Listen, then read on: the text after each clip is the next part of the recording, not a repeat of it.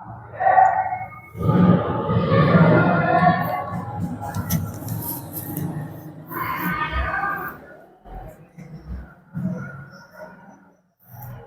साथियों, आइए हम आपके लिए लेकर आए हैं हिंदी कारक की दूसरी क्लास, जो कि आपके एग्जाम की दृष्टि से बहुत महत्वपूर्ण है। आइए क्लास से पहले सुनते हैं एक मोटिवेशनल शायरी, जो कि आपको ऊर्जावान बनाएगी और आपके लक्ष्य के प्रति आपको जागरूक करेगी। चलिए देखिए, शायरी है, ये जिंदगी हंसी है इससे प्यार करो, अभी है रात तो सुबह का इंतजार करो, वो पल भी आएगा वो पल भी आएगा जिसकी ख्वाहिश है आपको, खुद पर रखो भरोसा, वक्त पर एतबार करो। बिल्कुल सही बात है, एक बार और सुन लीजिए। ये जिंदगी हंसी है इससे प्यार करो, अभी है रात तो सुबह का इंतजार करो, वो पल भी आएगा जिसकी ख्वाहिश है आपको, खुद पर रखो भरोसा, वक्त पर एतबार करो। बिल्कुल सही बात है। कोई भी मोटिवेशनल शायरी है वो हमें एक ऊर्जा देती है, अपने जो हमारा लक्ष्य होता है उसमें ऐसा मान के चल लीजिए आप, एक नई ऊर्जा डाल देती है। तो मोटिवेशनल शायरी बहुत जरूरी होती है एक विद्यार्थी के जीवन में, मतलब मोटिवेट होना बहुत जरूरी होता है। कोई भी हो, चाहे मैं हूं या कोई भी हो, कि मोटिवेट से ऐसा मान के चल लीजिए गाड़ी की सर्विस हो जाती है। जैसे गाड़ी की सर्विस करवा लेते हैं हम 1-2 महीने में, तो गाड़ी सर्विस होने के बाद में ऐसा एकदम बिल्कुल फ्री चलती है गाड़ी। तो ऐसे ये है कि मोटिवेट होना भी बहुत जरूरी होता है। मोटिवेशनल हमें शायरी सुननी चाहिए और यूट्यूब पे भी देखनी चाहिए। तो चलिए, आज की क्लास है हमारी कारक की क्लास है, ठीक है, दूसरी क्लास है। और इसमें मैंने जो आपको कर्ता कारक पढ़ाए थे फर्स्ट क्लास में, उसकी थोड़ी सी ट्रिक के बारे में जानते हैं। उसमें ट्रिक में क्या होता है, थोड़ी सी मतलब ट्रिक के माध्यम से हम कैसे भी उठा सकते हैं वाक्य को। अगर ये ट्रिक आपने पढ़ ली, मैं आपको पढ़ा रहा हूं, आइए चलिए देखते हैं।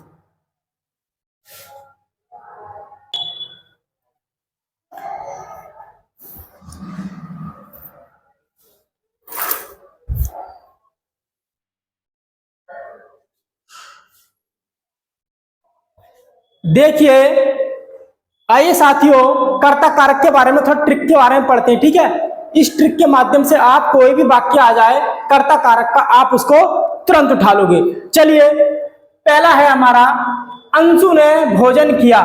अब इसमें देखेंगे हम ट्रिक कैसे लगाएंगे। देखो, ट्रिक दे रखी है आपकी, वाक्य में कौन या किसने लगाकर वाक्य को पहचानते हैं। अगर वाक्य में इन दोनों शब्दों में से कोई सा एक भी शब्द किसी भी वाक्य में फिट हो जाता है तो वो कर्ता कारक कहलाएगा। देखो फिट कैसे करना है। अंशु ने भोजन किया, मतलब भोजन किसने किया या किसने भोजन किया, अंशु ने किया, तो देखो किसने लग गया इसमें, इस वाक्य में किसने आ गया, ठीक। तनु गाना गा रही है, कौन गाना गा रही है, तनु गाना गा रही है, तो इसमें कौन लग गया इस वाले वाक्य में। देव ने पत्र लिखा, किसने पत्र लिखा, देव ने लिखा, इसमें देखो किसने लग गया, देव पत्र लिखता है, कौन पत्र लिखता है, देव पत्र लिखता है। तो मतलब कितने इसके जितने भी वाक्य हैं, कोई सा भी हो कर्ता कारक का वाक्य, आप इसमें वाक्य में लगा दीजिए इन दोनों शब्दों में से कौन या किसने 100% फिट बैठता है, तो समझ लीजिए आपका वो कर्ता कारक होगा। ये कर्ता कारक की ट्रिक की पहचान है जो मैंने यहाँ पर लिखी है। वैसे कर्ता कारक मैंने फर्स्ट क्लास में पढ़ा दी थी, तो आप इसको ट्रिक के माध्यम से भी याद कर सकते हो। अगर कौन या किसने लगाकर अगर वाक्य बिल्कुल सही अर्थ निकलता है उसका, तो कौन सा कारक होगा, वो कर्ता कारक होगा। ठीक है, समझ गए होंगे आप। चलिए अब चलते हैं हम नेक्स्ट उस पर, हमारे कर्म कारक पर।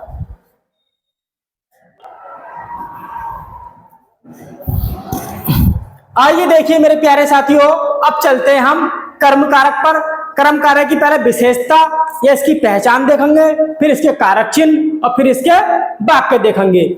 आप विश्वास करना, ठीक है, मैं ऐसे इस लेवल पर पढ़ा रहा हूं आपको। UPPCS, RO, ARO, UPSI, UPP के लिए रामबाण क्लास है आपकी, ठीक। वीडियो, लेखपाल, यूपी का कोई भी एग्जाम हो जिसमें हिंदी आती हो, आप बढ़िया करके नोट्स बना लेना और इनको पढ़ लेना, आपको इधर उधर देखने की जरूरत नहीं पड़ेगी। आप विश्वास रखना। चलिए देखिए, पहला है आपका, सेकंड है हमारा कर्म कारक। तो कर्म कारक का जो कारक चिन्ह आता है या परसर्ग या विभक्ति जिसको बोलते हैं, मैंने पहली क्लास में आपको लिखवा दी थी। यहाँ पर कारक का नाम, यहाँ पर वो कारक चिन्ह या परसर्ग या विभक्ति, यहाँ पर लिखवाई थी मैंने विशेषता या पहचान। अब उसके नीचे को आप चलते रहना, नोट्स में अपने जब नोट्स बनाओ उसी के नीचे चलते रहना। तो मैं बार बार यहाँ में लिख लिया, यहाँ पर मैं कारक चिन्ह या परसर्ग या विभक्ति, यहाँ पर विशेषता या पहचान, यहाँ पर कारक का नाम। ठीक है, बार बार लिखने से मतलब नहीं लिख लिया मैं। ठीक, आप समझ गए होंगे, मैंने पहले क्लास में लिख दिया था, उसके नीचे चलते रहना आप। तो देखिए पहला है हमारा कर्म कारक। जो कर्म कारक है इसकी जो विभक्ति है या परसर्ग या कारक चिन्ह है वो को या शून्य होता है, और इसकी जो विशेषता है या इसकी जो पहचान है, जिस पर क्रिया का प्रभाव पड़ता है। अगर समझ लीजिए क्रिया का प्रभाव पड़ रहा है किसी दूसरे पर, तो समझ लो वो क्या होगा, कर्म कारक होगा। ठीक है, तो वो कैसे, सीमा ने तनीषा को पीटा। अब मुझे ये बताइए जो पीटने का प्रभाव है वो किस पर पड़ रहा है, सीमा पर या तनीषा पर? वो प्रभाव जो पड़ेगा वो तनीषा पर पड़ेगा। क्यों पड़ेगा? क्योंकि भाई उसने उसको पीटा है, तो प्रभाव इस पर ही तो पड़ेगा। ठीक, इसकी बॉडी पर क्या हुआ होगा, जख्म हो गए होंगे। ठीक, इसको नुकसान हुआ होगा, तो ये हो गया प्रभाव किस पर पड़ा, मनीषा पर पड़ा। तो ये मनीषा क्या हो गया यहाँ पर, और जिस पर क्रिया का प्रभाव पड़ता है वो कौन सा कारक कहलाता है, हमारा कर्म कारक कहलाता है। वो क्या कहलाता है, वो कर्म कारक कहलाता है।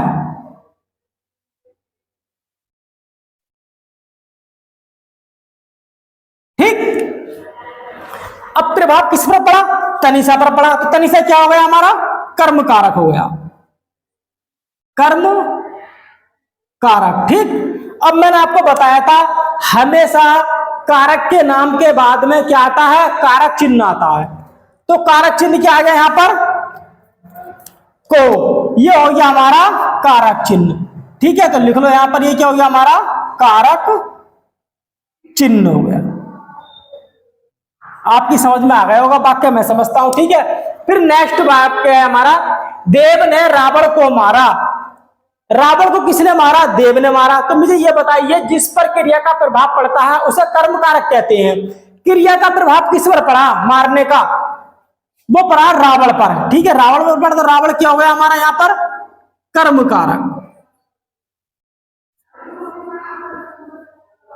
बहुत ध्यान से समझ के चलना, बिल्कुल ऐसी वाक्य देगा, इन्हीं वाक्यों में से 4 विकल्प बना दे करेगा वो, ABCD आपसे पूछ लेगा निम्न में वाक्य में दिए गए वाक्य में से कारक चिन्ह कौन सा है, निम्न वाक्यों में कौन सा कारक है, कर्ता कारक, कर्म कारक, करण कारक। बस आपको पहचानना है। इसकी जो इंपोर्टेंट पहचान होती है वो यहां से पकड़ी जाती है, विशेषता या पहचान से। अगर आपने ये परिभाषा याद कर ली 8वीं कर्म कारक की, तो आप तुरंत उठा लोगे इसमें कौन सा कारक होगा। महत्वपूर्ण चीज यही होती है। ये क्या हो गया हमारा, को क्या हो गया यहाँ पर, कारक चिन्ह हो गए।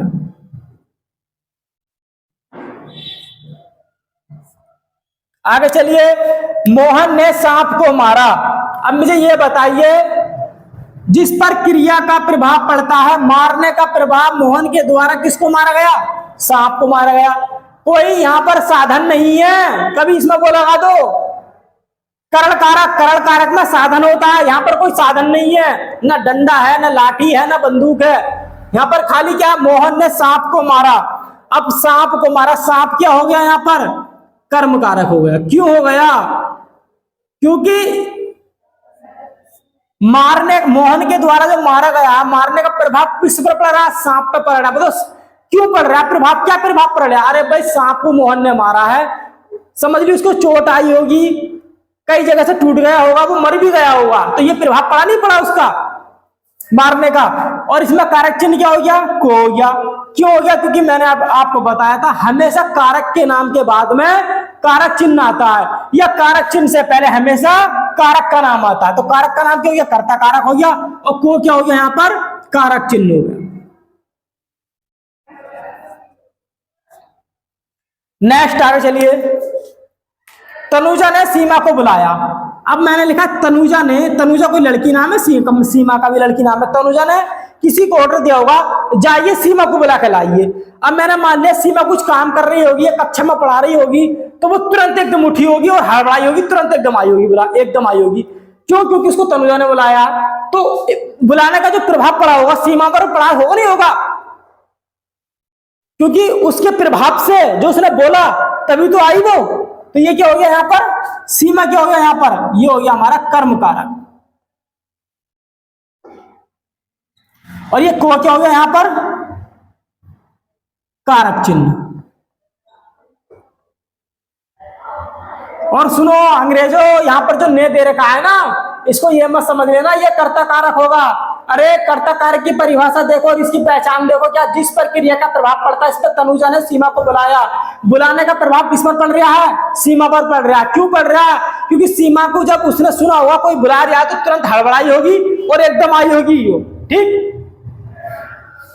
फिर देखो राम पुस्तक पढ़ रहा है। अब मुझे ये बताइए पुस्तक कौन पढ़ रहा है? राम पढ़ रहा है। पढ़ने का प्रभाव किस पर पड़ रहा है? पुस्तक पर पड़ रहा है। किस पर? पुस्तक पर पड़ रहा है। ये क्या हो गया? कर्म कारक। अब बात मैंने ये देखिए आप, मैंने यहां पर लिखवाया था ऊपर, मैंने लिखवाया था यहां पर इसका जो कारक चिन्ह होगा को या शून्य। ठीक। अब मुझे ये बताइए यहां पर राम पुस्तक पढ़ रहा है, यहां पर हमेशा कारक के नाम के बाद में क्या आता है? कारक चिन्ह आता है। लेकिन यहां कारक चिन्ह आना चाहिए था, कारक चिन्ह नहीं आया। तो यहां पर क्या आएगा? शून्य आएगा कारक चिन्ह।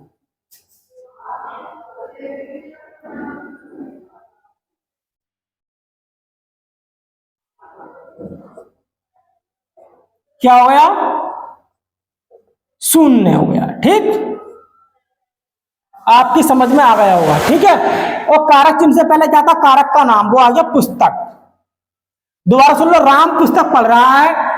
अब जो को जिस पर क्रिया का प्रभाव पड़ता है कर्म कारक कहलाता है। क्रिया का प्रभाव किस पर पड़ रहा है? राम जो क्रिया कर रहा है पुस्तक पढ़ने की, वो पुस्तक पर पड़ रहा है क्योंकि पन्ने पलट भी रहा है वो इधर उधर को। ठीक है। तो क्या हो गया? ये पुस्तक कर्म कारक हो गया। अब पुस्तक कर्म कारक के बाद में क्या था? कारक चिन्ह आता है। तो कारक चिन्ह यहां पर है नहीं, तो क्या हो गया? यहां पर शून्य हो गया। आगे देखो, प्रधानाचार्य ने शिक्षक को बुलाया। बिल्कुल सेम है दोनों, इसमें कोई अंतर नहीं है। प्रधानाचार्य ने ऑर्डर दिया हुआ किसी को, पियोन को या चपरासी को, बोले जाइए शिक्षक को बुला के लेकर आइए। शिक्षक ने एकदम सुना होगा, तुरंत वापस आया होगा क्योंकि उस पर प्रभाव पड़ा, तभी तो आया। वो प्रभाव नहीं पड़ता तो क्यों आता? बिल्कुल भी नहीं आता। तो क्या हो गया यहां पर? शिक्षक क्या हो गया यहां पर? कर्म कारक हो गया। और कारक चिन्ह क्या हो गया यहां पर? को।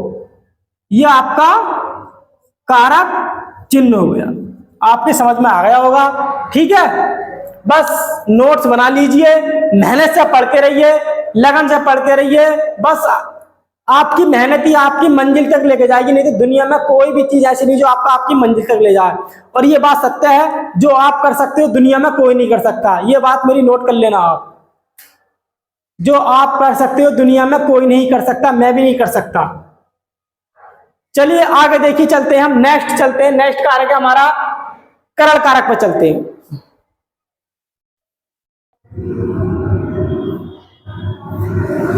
आइए मेरे प्यारे साथियों, कर्म कारक की ट्रिक देखते हैं। ठीक है।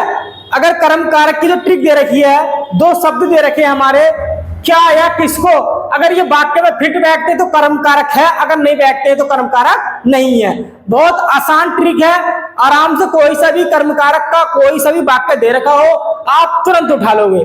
चलिए देखिए, दे रखा है सीमा ने तनीषा को पीटा। क्या सीमा ने तनीषा को पीटा? नहीं।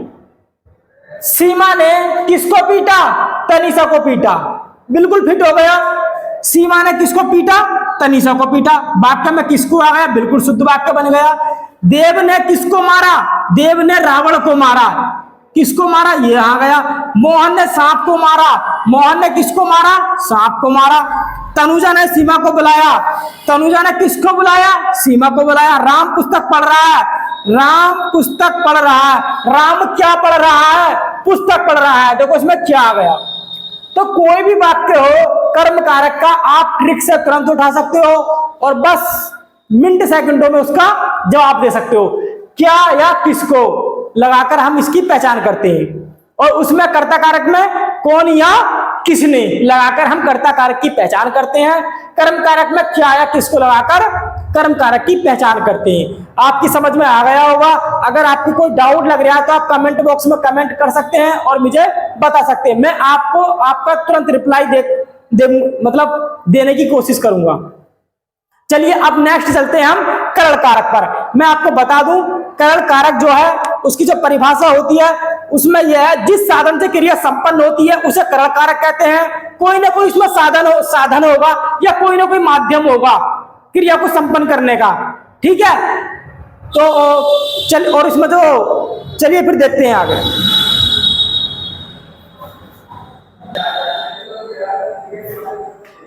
आइए मेरे प्यारे साथियों, अब चलते हैं हम करण कारक के साथ पढ़ते हैं। ठीक है, करण कारक के बारे में एक ऊर्जा के साथ पढ़िए, एक एनर्जी के साथ। किसी को महसूस मत होने दीजिए कि मैं अंदर से टूटा हुआ हूं या बिखरा हुआ हूं। क्यों? क्योंकि लोग जो हैं टूटने के बाद में या बिखरने के बाद में भगवान की मूर्ति को भी बाहर निकाल देते हैं।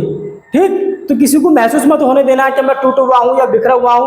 बस अपने अंदर रखना, पढ़ते रहना, मेहनत करते रहना। बस एक दिन सक्सेस हो जाओगे तो आपके पास सब कुछ होगा, दुनिया आपके साथ होगी। चलिए आगे देखिए। नेक्स्ट है हमारा करण कारक। सबसे पहले पढ़ेंगे जो करण कारक दे रखा है, इसके जो कारक चिन्ह होते हैं से या के द्वारा होते हैं। आप सब पूछ लेगा करण कारक के निम्न में से कौन से कारक चिन्ह हैं। 4 विकल्प देगा, आप सब पूछेगा निम्न विकल्प में से करण कारक के कारक चिन्ह चुनिए। तो उसमें इन दोनों में से एक देगा, या तो से देगा या के द्वारा देगा या दोनों को लिख देगा। आपको विकल्प जो 4 दे रखे होंगे उनमें से वही विकल्प चुनना होगा जो कि करण कारक के कारक चिन्ह आते हैं। या कारक चिन्ह लिखेगा या पद चिन्ह या परसर्ग लिखेगा। ठीक है, और फिर इसकी परिभाषा पढ़ते हैं। जिस साधन से अथवा माध्यम से क्रिया संपन्न होती है उसे करण कारक कहते हैं। देखो इसमें जब क्रिया संपन्न होगी कोई ना कोई साधन होगा या कोई उसमें किसी साधन के माध्यम से क्रिया संपन्न होगी। ठीक, कोई साधन या माध्यम। अब देखो वो साधन या माध्यम क्या होगा वो वाक्य में देखते हैं, फिर हम उसके बारे में पढ़ते हैं। दे रखा है राम ने रावण को तीर से मारा। इसमें जो साधन है वो क्या है? तीर। तीर साधन हो गया। ठीक, तो ये साधन क्या हो गया हमारा?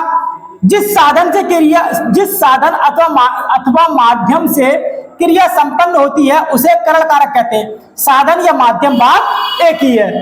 ठीक, तो अब मैंने बताया था परिभाषा क्या रही है, जिस साधन अथवा माध्यम से क्रिया संपन्न होती है उसे करण कारक कहते हैं। तो साधन तीर हो गया, तो तीर क्या हो गया हमारा? करण कारक। पल्ले पड़ा नहीं पड़ा? और मैंने आपको बताया था हमेशा कारक के नाम के बाद में क्या आता है? कारक चिन्ह आता है। तो कारक चिन्ह क्या आ गया हमारा? ये आ गया से। कारक चिन्ह। ठीक, आगे चलिए। फिर दे रखा है अर्पण ने अर्पिता को डंडे से मारा। अर्पण किसी लड़के का नाम कह सकते हैं या लड़की का नाम मान लो। अर्पण लड़की का भी होता है, लड़के का भी होता है। फिर अर्पिता, अर्पिता लड़कियों का नाम होता है। तो अर्पण ने अर्पिता को डंडे से मारा। अब इसमें साधन क्या हो गया? जिस साधन से क्रिया संपन्न करी उसने, मतलब क्रिया करने के बाद में खत्म कर दी। संपन्न का मतलब होता है समाप्त करना। किस साधन से समाप्त हुई क्रिया? डंडे से, क्योंकि डंडा क्या है यहाँ पर? साधन है। और जो साधन होता है हम उसे क्या कहते हैं? करण कारक।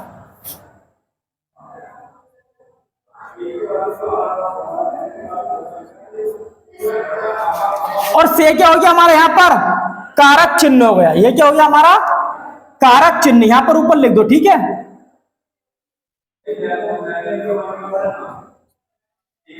से हमारा कारक चिन्ह हो गया। आपकी समझ में नहीं आ रहा होगा लेकिन मैंने मुंह से बोल दिया है, आप समझ जाओगे। फिर है मोहन ने सांप को डंडे से मारा। साधन क्या है? डंडा। ठीक है, डंडा है तो डंडा क्या हो गया यहाँ पर? साधन हो गया।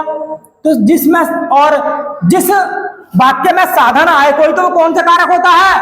करण कारक।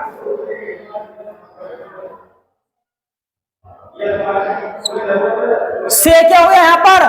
कारक चिन्ह।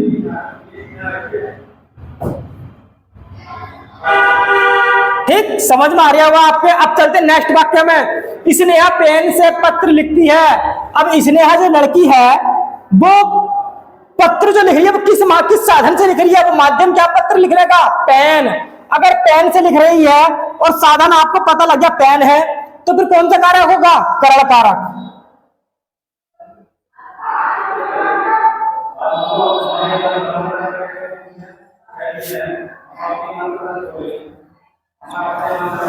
फिर नेक्स्ट है हमारा, यहां पर है से दे रखा है, ठीक है। ये क्या हो गया हमारा,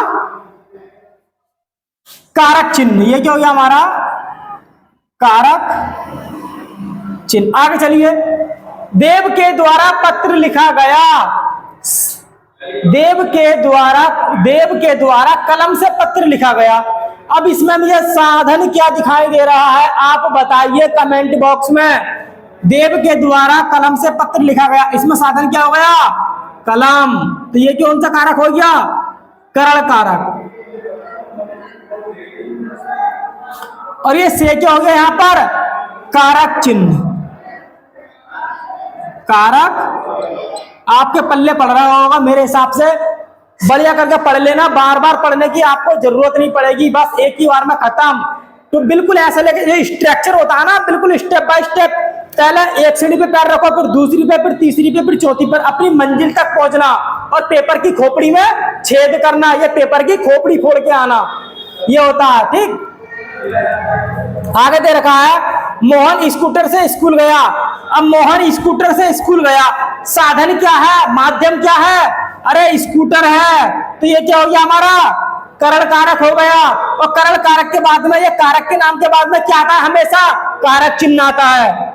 समझ भी रहोगे मेरे प्यारे रसगुल्लो, समझ में आ गया होगा आपके, ठीक है। लगे रहिए, मेहनत करते रहिए, बस अपने लक्ष्य पर रहिए, किसी को अपना भेद मत बताइए, भेद खुलना नहीं चाहिए, ठीक। अगर भेद खुल गया तो आप जानते हो क्या हो गया वाला, आपने गाना सुना होगा, कौन सा, ध्यान नहीं आ रहा मुझे, ठीक है। आगे चलिए, आगे चलते हैं हम, इसके बाद में संप्रदान कारक पर चलते हैं।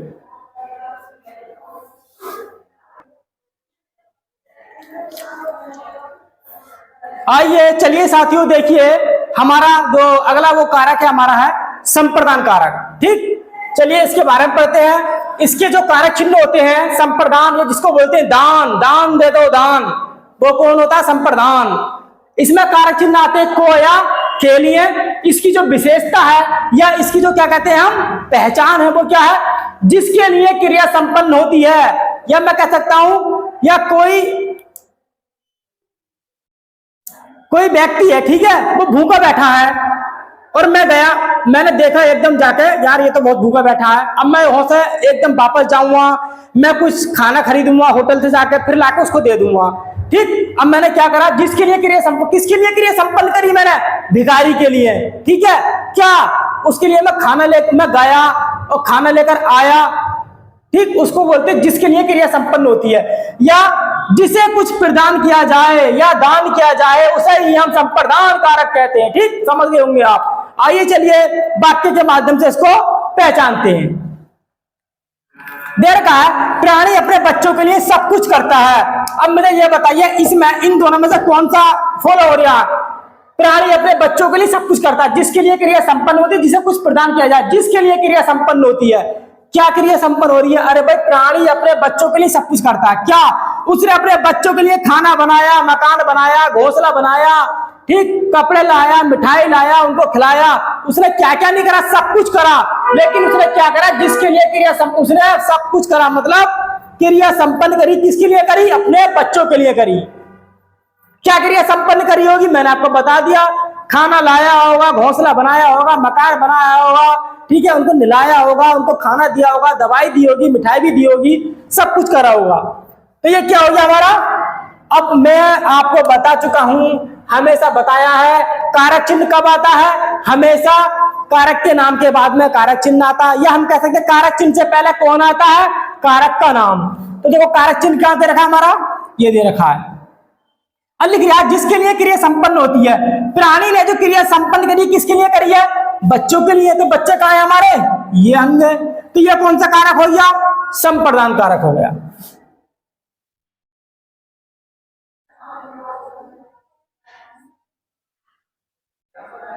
और ये के लिए क्या हो गया हमारा, कारक चिन्ह। समझते रहिए, पढ़ते रहिए, मेहनत से लगे रहिए, बस डटे रहिए। भिखारी को आटा दे दो भाई, अब भिखारी को क्या कर दो, संप्रदान कर दो, दान कर दो, क्या भिखारी को आटा दे दो।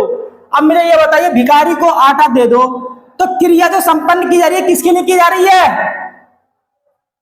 क्रिया जो संपन्न की जा रही है, जो दान जो है किसको दिया जा रहा है? तो भिखारी को दिया जा रहा है, ये भिखारी है। तो ये कौन सा कारक हो गया? संप्रदान कारक, संप्रदान कारक। और को क्या हो गया? कारक चिन्ह, कारक चिन्ह। ठीक, भिखारी को आटा दे दो, क्रिया किसके लिए संपन्न की गई है? भिखारी के लिए। क्या क्रिया संपन्न की गई है? अरे भाई तुमने क्या करा होगा, वो चक्की पे गया होगा या दुकान पे गया होगा, आटा लेकर आया होगा और उसने वो भिखारी को दे दिया। उसने क्रिया संपन्न किसके लिए करी? वो भिखारी के लिए करी। ठीक, मैंने आपको बता दिया क्या क्रिया संपन्न करी। वो दुकान पे गया, वहां से आटा लेकर आया, यही तो क्रिया संपन्न है भाई, और क्या हो गई? और उसने क्या करा, वो आटा भिखारी को दे दिया।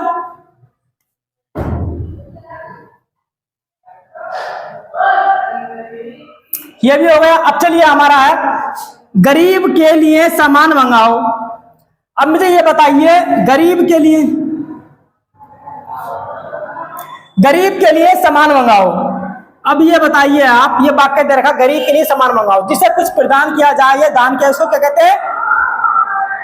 संप्रदान कारक कहते हैं। गरीब के लिए सामान मंगाओ। अब मुझे ये बताइए, अंग्रेजों जो सामान मंगाया होगा वो अपने पास रख लो, गरीबों को दे दोगे? गरीबों को दे दोगे, नहीं दे दोगे? जो सामान मंगाया गया तो कौन सा कारक हो गया इसमें? गरीब के लिए।